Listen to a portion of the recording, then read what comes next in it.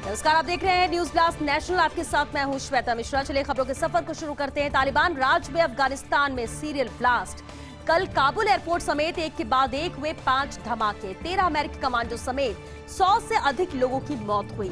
बच्चों और महिलाओं समेत 90 अफगानी लोगों की मौत हुई है। आईसिस के खुरासान ग्रुप ने सीरियल ब्लास्ट की जिम्मेदारी ली। आईसिस के आतंकी अमीर मावलान पर हमला करवाया था। पहले लश्कर ए तैयबा के लिए काम करता था आतंकी मावलान। काबुल एयरपोर्ट से सभी फ्लाइट ऑपरेशंस यहां बंद कर दिए गए। एयरपोर्ट पर सभी विमानों को नाटो सेना ने ले लिया है सुरक्षा घेरे में। अमेरिका ने काबुल एयरपोर्ट पर हमलों को लेकर फिर अलर्ट जारी किया और इस बार कार ब्लास्ट का अमेरिका ने यह अलर्ट जारी किया है। अमेरिकी राष्ट्रपति बाइडेन बोले, हमला करने वालों को छोड़ेंगे नहीं, इस बार बख्शा नहीं जाएगा और अमेरिका कभी भी इसे भूलेगा नहीं। तो ये बेहद अहम, जहां कल सीरियल ब्लास्ट हुआ है। तालिबान राज में अफगानिस्तान में सीरियल ब्लास्ट हुए। कल काबुल एयरपोर्ट समेत एक के बाद एक यहां पर 5 धमाके हुए। 13 अमेरिकी कमांडो समेत 100 से अधिक लोगों की मौत हुई है। बच्चों और महिलाओं समेत 90 अफगानी लोगों की मौत हुई है। आईसिस के खुरासान ग्रुप ने सीरियल ब्लास्ट की जिम्मेदारी ली।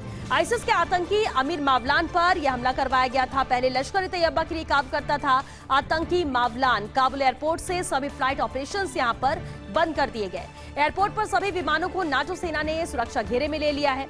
अमेरिका ने काबुल एयरपोर्ट पर हमलों को लेकर फिर से अलर्ट जारी किया और इस बार कार ब्लास्ट का अमेरिका ने यह अलर्ट जारी किया। अमेरिकी राष्ट्रपति बाइडेन बोले, हमला करने वालों को छोड़ेंगे नहीं।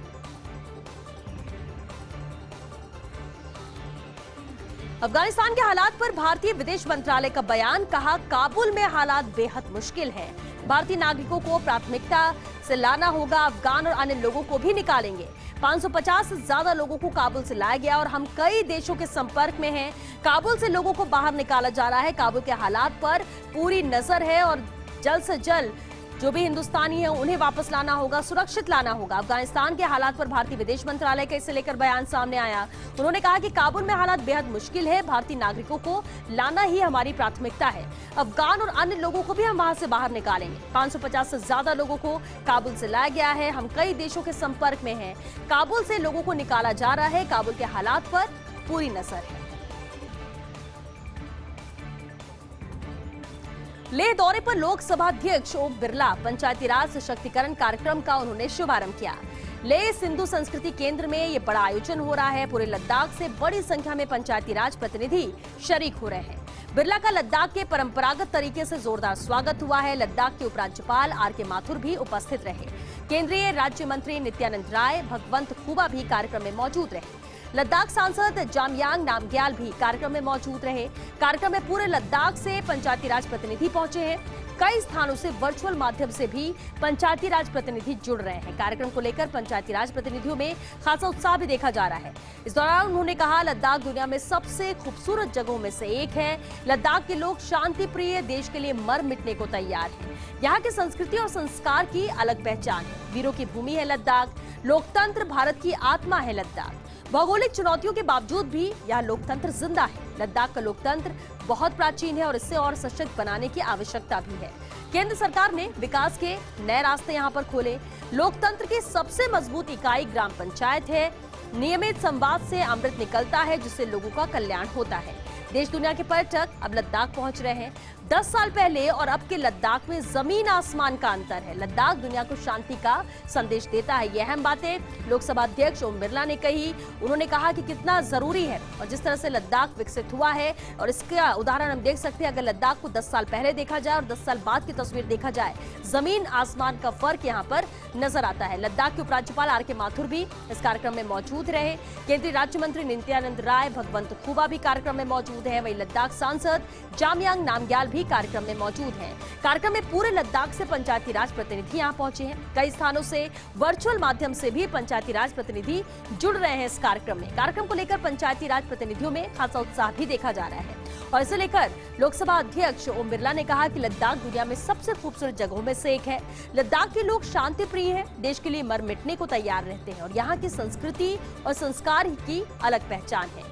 वीरों की भूमि है लद्दाख। लोकतंत्र भारत की आत्मा है। भौगोलिक चुनौतियों के बावजूद भी जिंदा लोकतंत्र है।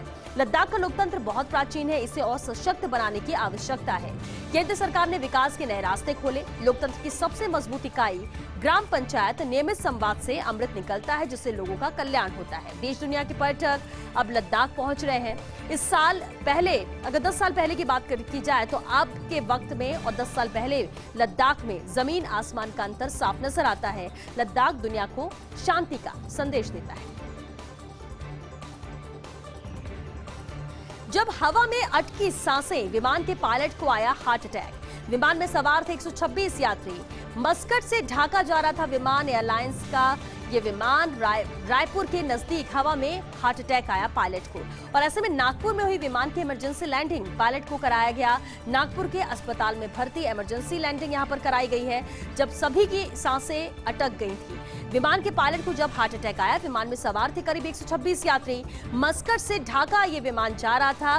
विमान एयरलाइंस का ये विमान था। रायपुर के नजदीक हवा में अचानक ही पायलट को हार्ट अटैक आया, और ऐसे में नागपुर में विमान की इमरजेंसी लैंडिंग कराई गई और तुरंत ही पायलट को नागपुर के अस्पताल में भर्ती कराया गया। नवजोत सिंह सिद्धू की सीधी धमकी, कहा फैसले लेने की छूट नहीं मिली तो ईंट से ईंट बजा दूंगा। दर्शनी घोड़ा बनने का कोई फायदा नहीं है। अमृतसर में व्यापारियों के साथ बैठक में सिद्धू ने ये बातें कही, लेकिन ये धमकी किसके लिए थी, इसे लेकर चर्चाएं गर्म है। कुछ लोग आलाकमान के लिए सिद्धू की धमकी बता रहे हैं, तो वहीं कुछ लोगों का मानना है कि कैप्टन के लिए सिद्धू का ये चैलेंज है। हालांकि सिद्धू के बयान पर हरीश रावत ने भी प्रतिक्रिया दी। हरीश रावत ने कहा कि नवजोत सिंह सिद्धू पंजाब में पार्टी के प्रधान हैं, उनके अलावा और कौन निर्णय लेगा। सिद्धू के बोलने का अंदाज बयां कुछ और है। कभी कभी सिद्धू चौके की जगह सिक्सर मार देते हैं, तो ये बात हरीश रावत ने कही। हालांकि इससे पहले जिस तरह से धमकी भरे लहजे में सिद्धू ने सीधी बात कही, कहना यही कि फैसले लेने की अगर छूट नहीं मिली तो ईंट से ईंट बजा दूंगा। अब दर्शनी घोड़ा बनने का कोई फायदा नहीं है। अमृतसर में व्यापारियों के साथ बैठक कर रहे थे सिद्धू, और बैठक के दौरान ही सिद्धू ने यह बात कही।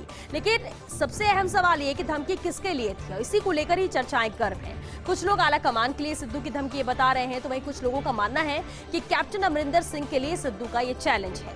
हालांकि सिद्धू के बयान पर हरीश रावत ने भी प्रतिक्रिया दी, जो कि पंजाब के प्रभारी हैं। उनका कहना था नवजोत सिंह सिद्धू पंजाब में पार्टी के प्रधान हैं, और उनके अलावा और कौन लेगा निर्णय। सिद्धू के बोलने का अंदाज बयां कुछ और है।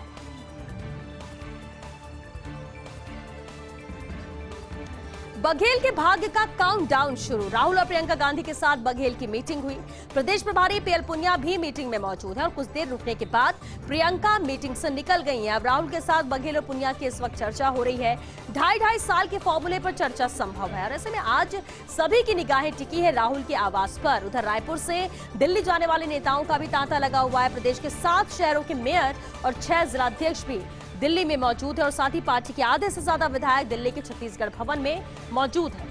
ऐसे में क्या होगा आलाकमान का फैसला, ये बेहद अहम सवाल। क्या लागू होगा 2.5 साल का नियम, या फिर भूपेश बघेल बने रहेंगे अपने पद पर। संभवतः राहुल के साथ मीटिंग के बाद ही अंतिम फैसला होगा, और इंतजार इसी फैसले को लेकर है कि आखिर मीटिंग के बाद क्या फैसला सामने आता है, क्या फैसला लिया जाता है। और इसलिए बघेल के भाग्य का काउंटडाउन यहां पर शुरू हो चुका है। राहुल और प्रियंका गांधी के साथ बघेल की यह मीटिंग है। प्रदेश प्रभारी पीएल पुनिया इस मीटिंग में मौजूद है, और कुछ देर रुकने के बाद, हालांकि प्रियंका तो मीटिंग से बाहर निकल गई, लेकिन राहुल के साथ बघेल और पुनिया की अभी भी चर्चा हो रही है। 2.5 साल के फॉर्मूले पर चर्चा संभव है। ऐसे में आज सभी की निगाहें इसी बात पर टिकी हुई है, राहुल के आवास पर टिकी हुई है कि आखिर क्या फैसला राहुल के आवास से निकलकर सामने आता है। रायपुर से दिल्ली जाने वाले नेताओं का भी तांता लगा हुआ है। प्रदेश के 7 शहरों के मेयर और 6 जिलाध्यक्ष दिल्ली में मौजूद हैं। साथ ही पार्टी के आधे से ज्यादा विधायक दिल्ली के छत्तीसगढ़ भवन में मौजूद हैं। इलाहाबाद हाईकोर्ट का लैंडमार्क जजमेंट, डॉक्टर कफील खान के खिलाफ एफआईआर रद्द हुई है।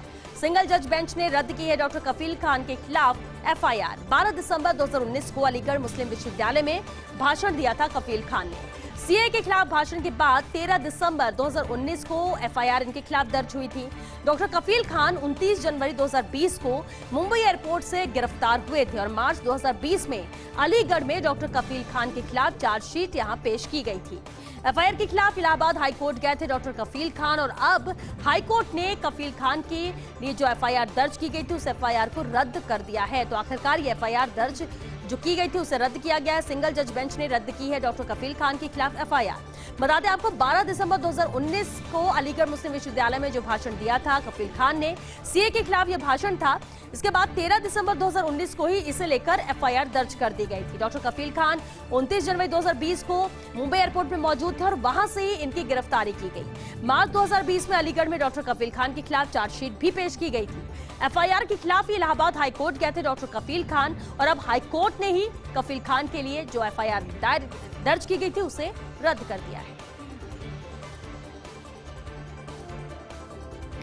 अगस्त में रिटायर हो रहे 14 आईपीएस अधिकारी, एचईएमयूटी कैडर के सुभाषिष चौधरी, गुजरात के एचयू मुलियाना, हरियाणा के के सिद्धू, झारखंड के आईपीएस कमल नयन चौबे, मध्य प्रदेश कैडर के आईपीएस अशोक दोहरे और रविशंकर देहरिया, ओडिशा कैडर के आईपीएस सुरेंद्र पवार और सत्यजीत मोहंती, सिक्किम के एसआर लेप्चा, तेलंगाना के जे पूर्णचंद्र राव, पश्चिम बंगाल कैडर के वीरेंद्र और मृत्युंजय कुमार सिंह रिटायर होंगे। तो ये सूची सामने आ चुकी है। अगस्त में रिटायर हो रहे हैं ये 14 आईपीएस अधिकारी। अगस्त में ही उनका रिटायरमेंट है, यानी इसी महीने रिटायर हो जाएंगे।